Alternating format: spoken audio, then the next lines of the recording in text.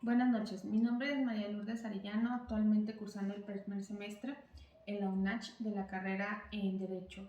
El día de hoy hablaremos acerca de la historia del derecho mexicano y su evolución a través del tiempo, desde tiempos prehispánicos hasta la actualidad, que es tiempo posmoderno independiente. Todo comienza con la llegada de los españoles en 1492 con Cristóbal Colón y la imposición de las leyes de Castilla. ¿Qué pasa aquí? Llegan los españoles, conquistan a la antigua Tenochtitlan y esto funge como el primer parteaguas hacia un México moderno o los inicios de la Nueva España como tal.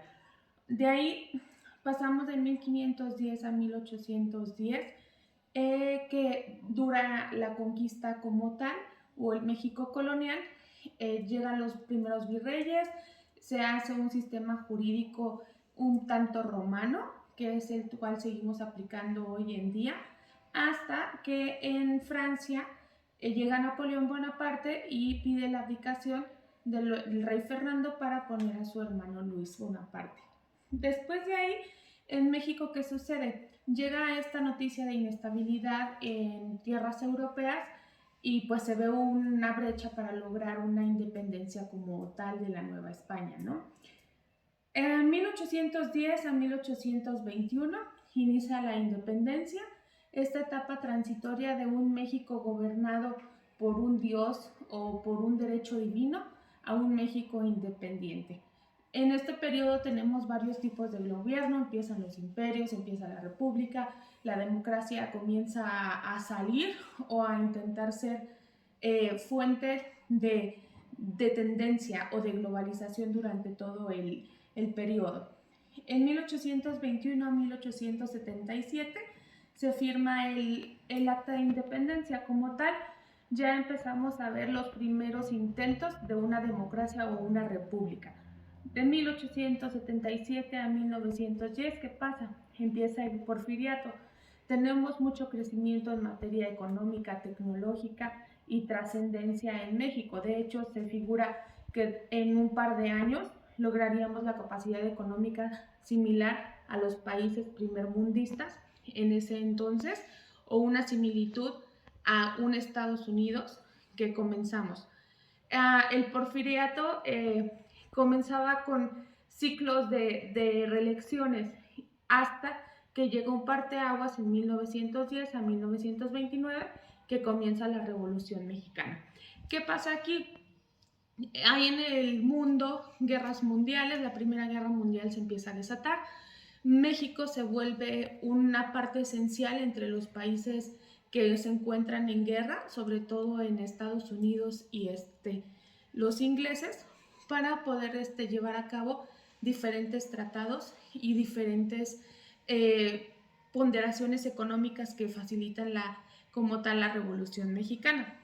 Los primeros presidentes se desarrollan en este periodo, empieza la creación de partidos políticos, las garantías individuales se vuelven tendencia, tenemos la generación de la primera y la segunda constitución de 1917, la cual ha sido de las mejores en el mundo, ya que varios países también se han tomado como base nuestra constitución para el desarrollo de sus propias leyes y normas jurídicas como tal. En 1917, Venustiano Carranza, un estudioso del derecho más no abogado, comienza a hacer este estudio y este trámite de las garantías individuales. ¿Qué vemos? ¿Cuáles son las que florecen? Derecho a la educación, derecho a un trabajo digno, una previsión social, derecho a la libertad, a la propiedad, al matrimonio, todas y cada una de las mismas que seguimos ahorita buscando la misma independencia. Llegan la creación, como comentábamos, de partidos políticos, la transición entre derecha e izquierda. ¿Y qué va sucediendo? Volvemos a los mismos temas, 1918, la expropiación petrolera, 2022, tenemos todavía temas energéticos que son fuente importante del estudio de los juristas. ¿Qué pasa con la educación? La educación aún estamos en vías de que pueda ser accesible a toda nuestra comunidad o llegar a lugares lejanos que forman parte de nuestro pueblo indígena. No podemos dejar a un lado que pues el México viene siendo parte de un pueblo indígena y siempre las posibilidades o la diferenciación ha sido bastante grande, ¿no? Ahora bien, ¿qué tenemos en la actualidad? Temas de migración.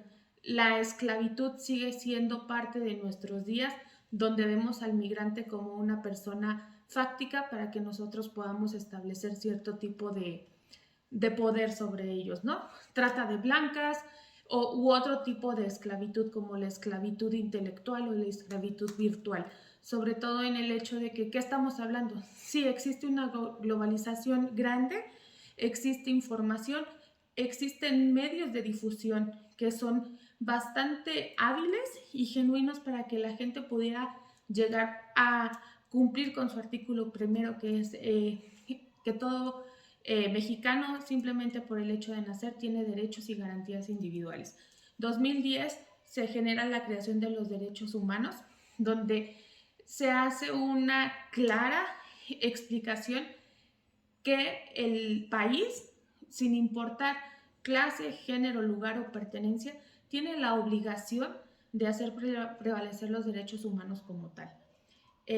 Como conclusión, podemos tener en cuenta que a través de todo lo que ha sido el México posmoderno o posrevolucionario, hemos tenido las mismas luchas, seguimos en una guerra constante entre el gobierno y la sociedad, no simplemente porque la gente deje de morir a una guerra armada como tal, no siga habiendo esa clase de distinción o esa necesidad de perder vidas humanas para lograr que se respeten como tal nuestros derechos.